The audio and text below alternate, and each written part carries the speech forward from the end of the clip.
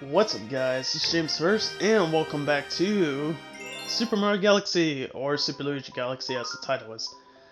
After you finish the game, you should have 2 stars, one for completing as Mario, or no actually, one for beating the game and one for getting all 120 stars.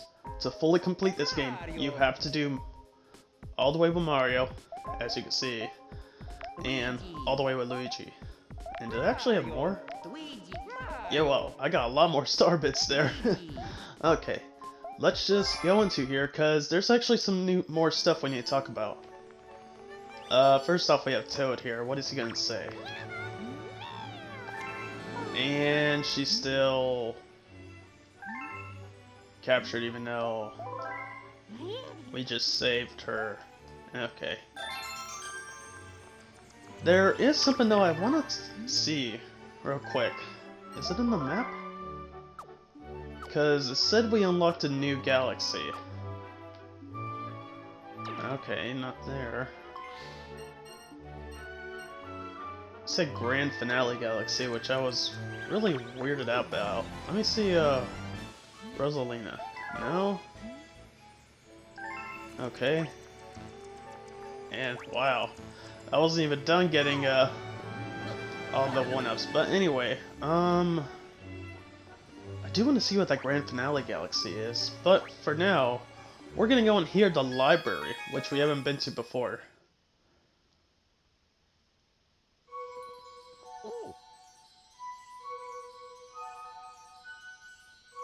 Let us begin. Let us... Oh. I didn't know if she was gonna talk or not.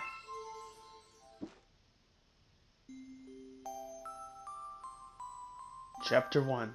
The Celestial Duo. Our story begins a very, very long time ago with a young girl. One day, this girl spotted a rusted spaceship holding a small star child. Wow. Not laughing at the story, but like me not reading. What's your name? Are you lost? The girl asked the star child. I'm Luma, and I'm waiting for Mama. She's coming for me on the Comet, said the star child who had been waiting day and night. Don't worry, I'll wait with you, the little girl promised Luma. At nightfall, the little girl borrowed her father's telescope and peered into the sky. She looked and looked, but she saw nothing. Hours turned into days and then years, but still the sky revealed nothing. Finally, the little girl sighed, and said to Luma, if we stay here looking for much longer, I'll be an old lady soon. But then, she had an idea. Why don't we go out there and find your mother ourselves? The girl and the Luma fixed up the rusty spaceship, and then the two set sail into the starry sky. And this is how the search for the Celestial Mother began. Chapter 2. Starbits. Days passed with no sight of the comet, or even a single planet. Instead, asteroids extended for as far as the eye could see. If I had known it was going to take this long, I would have packed more jam, said the little girl above the rumble of her belly. Before they left, she had packed all the essentials: telescope, butterfly net, stuffed bunny, bread, milk, jam, and apricot flavored tea. But I forgot to bring water. At this, Luma burst into gales of laughter, and the girl began to pout. As long as I have starbits, I'll be fine, said Luma. Want some? The little girl couldn't stay mad after hearing this. Luma continued to laugh, and the girl couldn't help but join. Alright, maybe just a nibble. Leaning far out of the ship, the pair began to collect starbits with the girl's net. They almost fell out a few times, but they kept on collecting. The starbits tasted like honey. Chapter 3. The Comet. A beam of light pierced through the ship's window. Thinking it was the morning sun, the girl peered through the window, only to find a turquoise blue comet shimmering at her. The little girl shook the sleeping Luma awake and shouted excitedly, "We have to get that comet!" The pair descended on the comet and found out it was made of ice. They looked high and low, but Luma's mother was nowhere to be found. Exhausted, the little girl sat down with a flop, utterly unable to take another step. "Look!"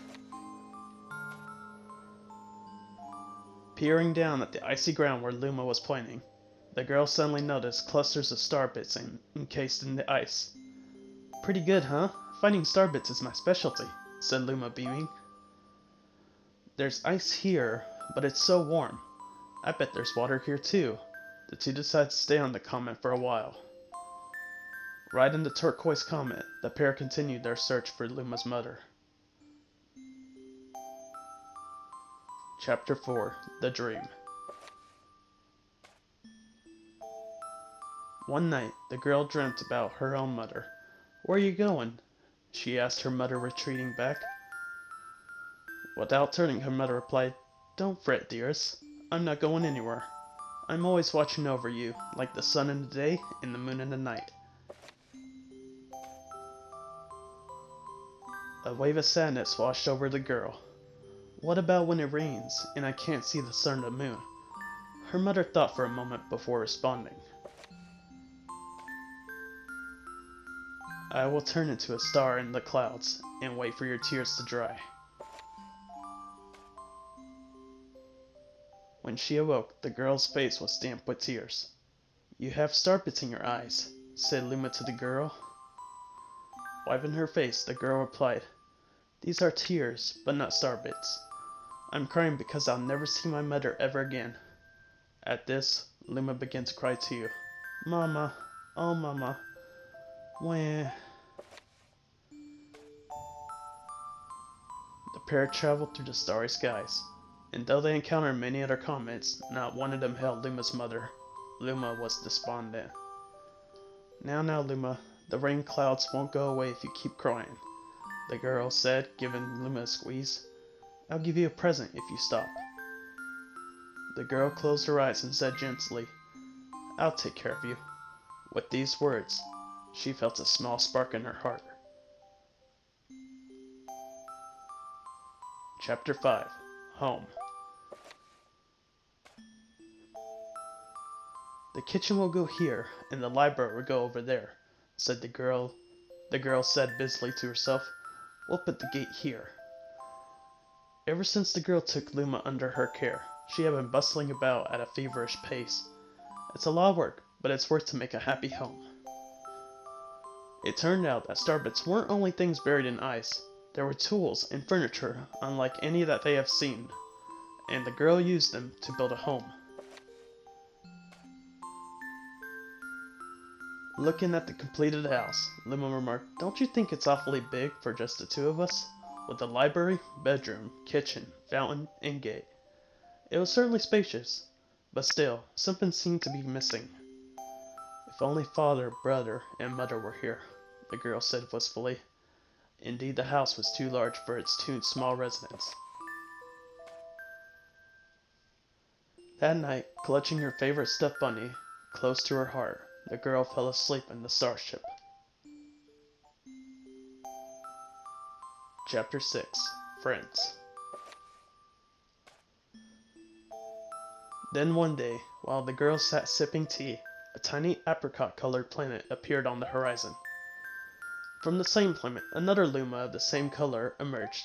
Oh, I didn't mean to skip that. The two Lumas neither drew closer nor backed away from each other. Instead, they just stared. Then one Luma broke the silence.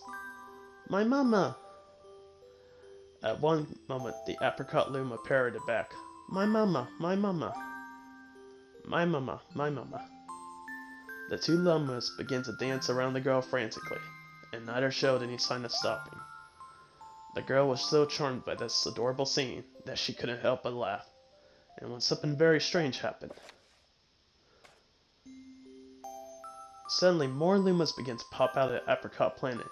They all were different colors, but they all shouted the same thing. My mama, my mama. The sight of all the shouting Lumas for only made the girl laugh harder. What am I going to do with all these children? The Lumas just stared blankly as she doubled over laughing. I guess we'll have to name each other and every one of you. Tomorrow, once she had finished naming them all, she would begin moving all the Lumas into the new house.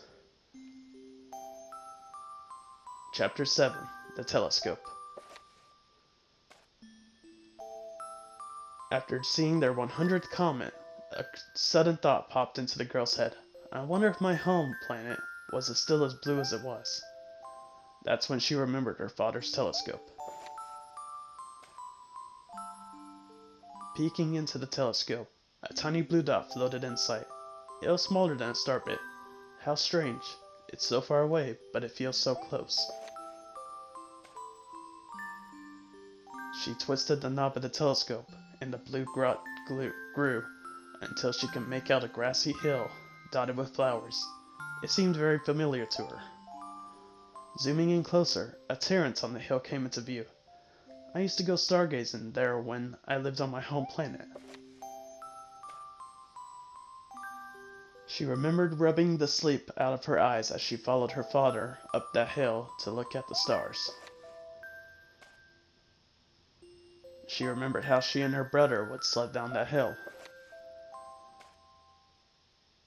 She remembered having picnics with her mother on that hill on bright and windy days. And I wanted to go home. I want to go home right now. The girl burst into tears and the Loomis didn't know what to do. I want to go home. I want to go back to my house by the hill. I want to see my mother. The girl was shouting now, her face wet with tears. But I know she's not there. I knew all along that she wasn't out there in the sky. Because she's sleeping under the tree on the hill. The girl's cries echoed through the stars, and a hush fell over the area. Chapter 8. The Wish.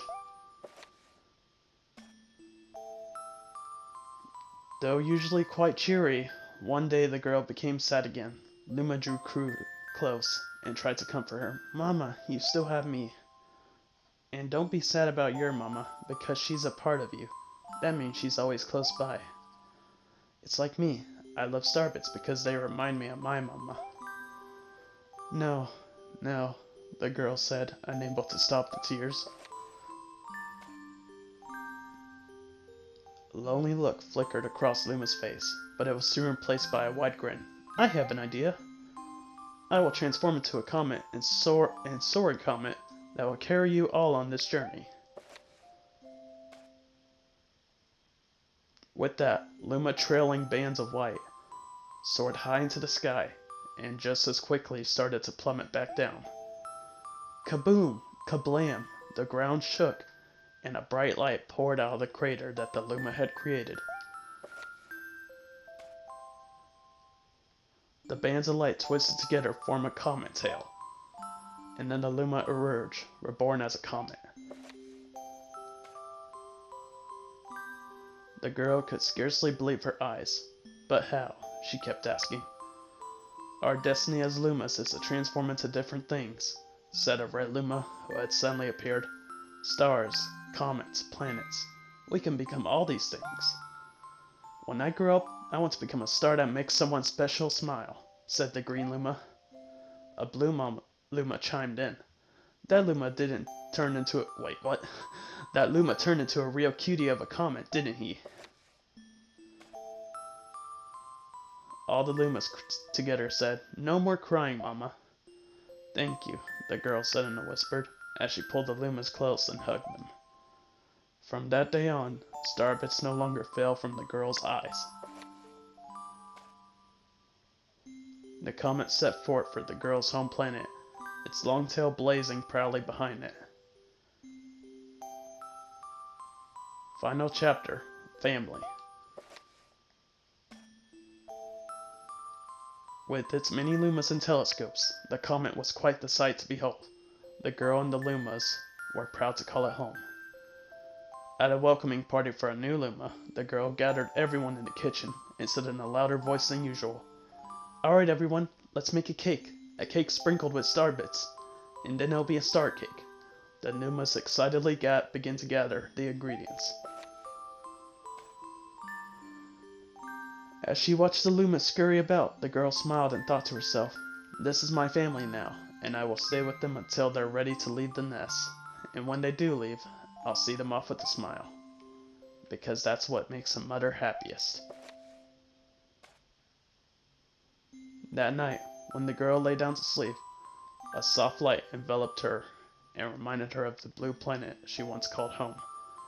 But it would be nice to return home once every 100 years to take a nap in my favorite sleeping nook.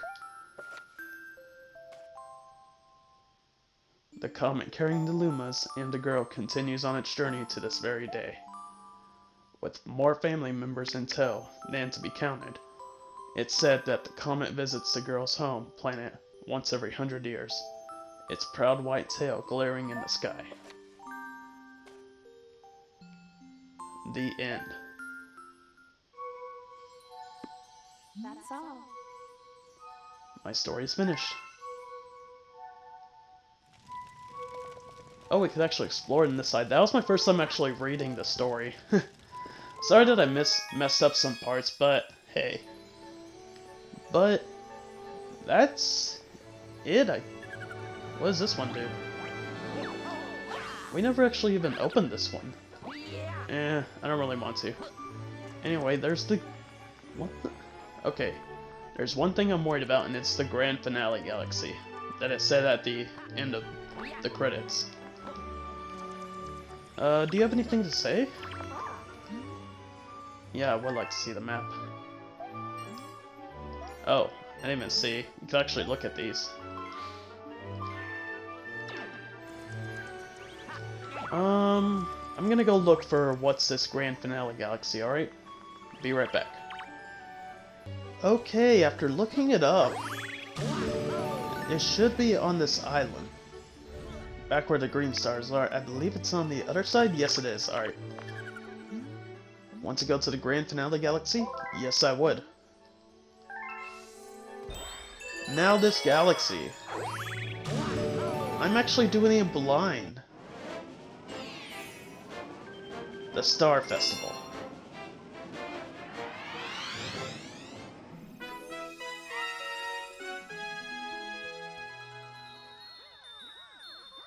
This is the only mission in the game that I have never done this one before.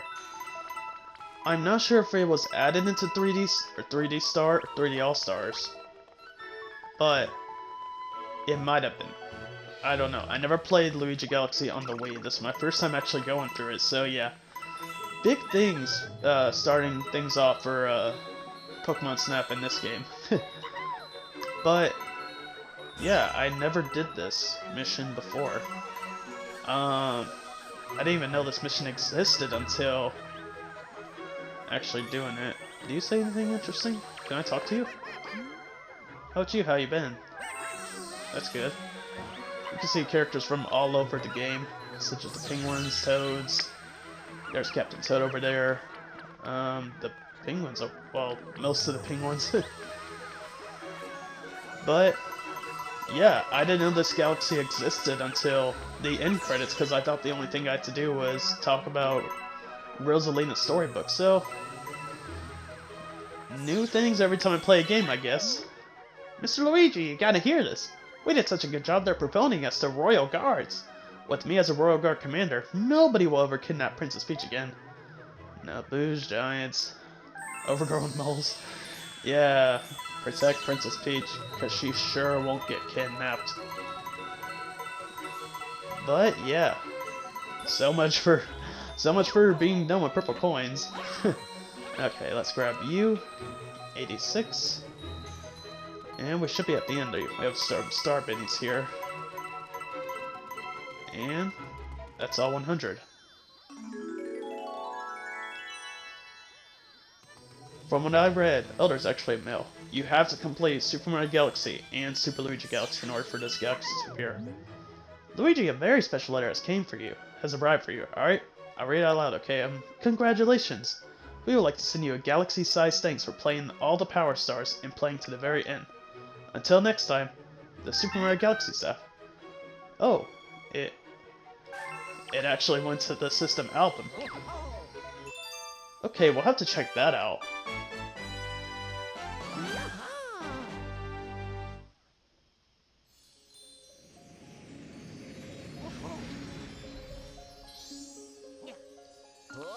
Does it actually show 121st? Oh, nice. Sure, we'll save. Doing that for the first time in the series, probably. What? Oh, didn't mean to do that. 121 stars, okay. 1993. I don't know why I said that. Probably because of Starbits. Now I want to see if anything changes on the main menu for this game.